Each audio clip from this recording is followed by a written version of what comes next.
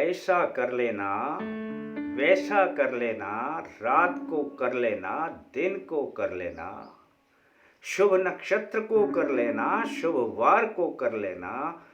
अब आप सोच रहे होंगे कि क्या कर लेना। दोस्तों, ऐसे प्रयोग आप नित्य देखते रहते होंगे कि ऐसा करने से आपका भाग्य बदल जाएगा। दोस्तों, भाग्य तो कर्म करने से ही बदलेगा, लेकिन कर्म में भी कुछ सहायक कर्म ऐसे हुआ करते हैं, यदि वे सहायक कर्म आपको पता हो और आप उस सहायक कर्म को कर लें तो निश्चित ही आपका भाग्य बदल जाएगा। दोस्तों, अब यह सहायक कर्म है क्या? अब मैं अपने विषय पर आऊं, इससे पहले अल्टीमेट ज्ञान में रहने वाले अपने सभी परिवार के सदस्यों का हार्दिक अभिनंदन। माता रानी उन सभी का ख्याल रखे। जय माता दी लिखने वाले विशेष प्रेमियों को अपनी तरफ से तहे दिल से हार्दिक बधाई, हार्दिक बधाई। दोस्तों, अब मैं बात कर रहा हूं कि अपनी किस्मत को हम कैसे बदलें, स्वयं कैसे बदलें। दोस्तों, और किसी के द्वारा थोड़ी ना बदली जाएगी। और कौन बदलेगा?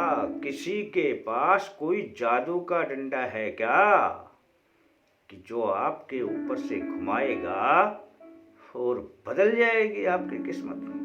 नहीं दोस्तों, अपनी किस्मत को आप ही बदलेंगे। कर्म तो करते रहेंगे, लेकिन कर्म के साथ में मैं जो बता रहा हूं एक सहायक कर्म, वह भी एक कर्म ही है। अब दोस्तों, वह कर्म क्या है? यदि आपने वह कर दिया तो समझ लेना सचमुच आपकी किस्मत बदल जाएगी। दोस्तों, बस बड़ा आसान सा प्रयोग हुआ करता है। 12 वर्ष से कम उम्र के बच्चे को मंगलवार के दिन खाना खिलाएं और उसे 2 कॉपी, 1 पेन, 2 फल और कुछ दक्षिणा खाने के बाद तिलक निकाल कर भेंट कर दें। मैंने ये बातें आपको धीरे धीरे बताई हैं ताकि आपकी समझ में आ जाए। बच्चे भगवान का रूप होते हैं, उनमें कोई द्वेष भाव, छल कपट नहीं होता। और जब बच्चे लिखने के बड़े शौकीन होते हैं, वे कापियां बिगाड़ने के शौकीन होते हैं, पर उनके माता पिता कापी को बिगाड़ने नहीं देते। आप उनको 2 कापी और 1 पेन भेंट में दे दें खाना खिला करके। बच्चों के साथ दोस्तों, यदि आप घुल मिल करके रहना सीख लोगे ना, तो किस्मत तो वहीं से बदलने लग जाएगी।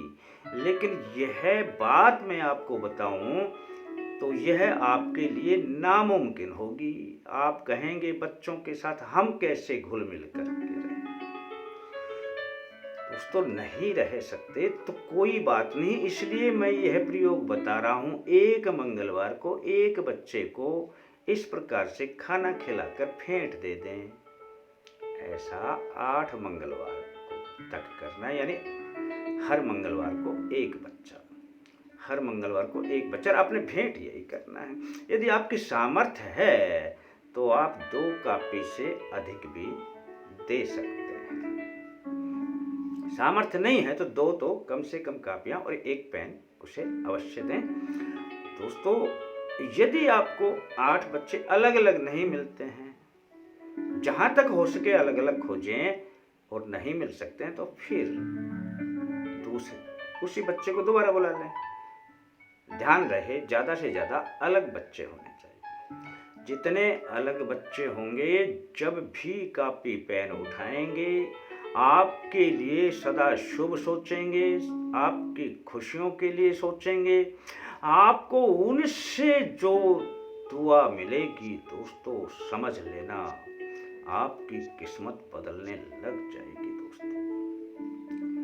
सीधे साधे यदि आप उनके परिवार पर पहले दिन निमंत्रण देते हैं और कोई कहे कि जी किस बात पर खाना खिला रहे हैं हमारे बच्चे को, तो आप कुछ भी कह सकते हैं।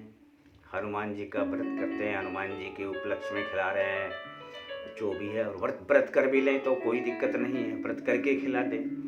वैसे तो मैं व्रत के बारे में किसी को जल्दी से नहीं बताता हूँ, फिर भी आप करें। लेकिन आपका जो मुख्य उद्देश्य रहेगा वह है किसी भी एक बच्चे को खाना खिलाना और उसको ये चीज़ें भेंट स्वरूप देना। ऐसा 8 बच्चों के साथ 8 मंगलवार को देना है दोस्तों। 8 मंगलवार तक ऐसा कर दिया तो समझ लेना कि आपका भाग्य बदले ही बदले। आप दोस्तों इसे विश्वास के साथ करके देख लें, अचूक नुस्खा है दोस्तों।